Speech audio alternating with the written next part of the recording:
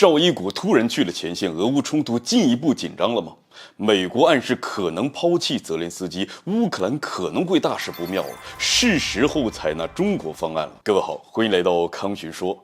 近段时间，俄乌冲突局势是呈现出了另外一个新的态势，也就是各种各样的人物是频繁造访。前有拜登突访基辅，而现在又有俄罗斯防长绍伊古是突访冲突前线。前者的造访，咱们可以理解为是督战，督促着乌克兰加大力度对抗俄罗斯；而后者这绍伊古又是什么用意呢？有观点认为，绍伊古的突然造访似乎是在隔空回应美国对乌克兰的支持。在 G20 期间的短暂会晤当中，布林肯向拉夫罗夫放话表示，不论俄乌冲突持续多久，美国都会一直支持乌克兰。美国展现持续援乌的表态，就相当于是在表明美国要让冲突一直延续下去直到击垮俄罗斯。因此，认为这绍伊古造访前线是回应美国的强硬表态，具有一定的依据。这至少是传递了一个信号：美国想要打，俄罗斯也会奉陪到底，完全是没在怕。当然，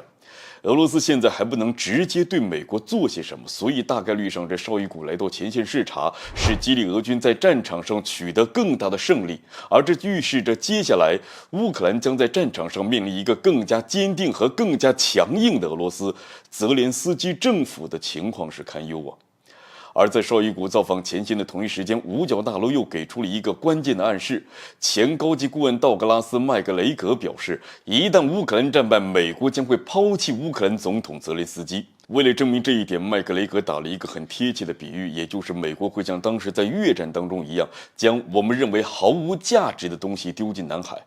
如今的乌克兰就如同当年的越南，一旦乌克兰再也不具备搞垮俄罗斯的任何可能性，那美国所谓的持续军援就会立刻停止，并且留下一个伤痕累累的乌克兰。这总的来说吧，无论是绍伊古造访前线展现了对抗到底的决心，还是美国暗示抛弃没有利用价值的乌克兰，两个信号都传递了同一个信息点：乌克兰的情况是越来越糟糕了。那这个时候，乌克兰的出路在哪儿呢？我想，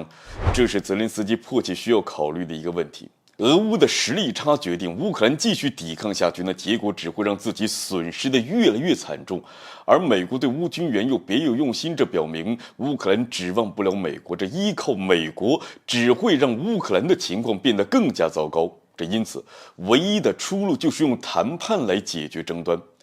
前段时间，中国出访欧洲，提出了12点涉乌和平方案，这是解决乌克兰危机的现成方案，那也是乌克兰的唯一出路所在。所以在清楚两个信号之后，这泽连斯基是时候考虑并且采纳中国方案了。好了，本期节目就进行到这儿，欢迎点赞转发，留下您的精彩评论。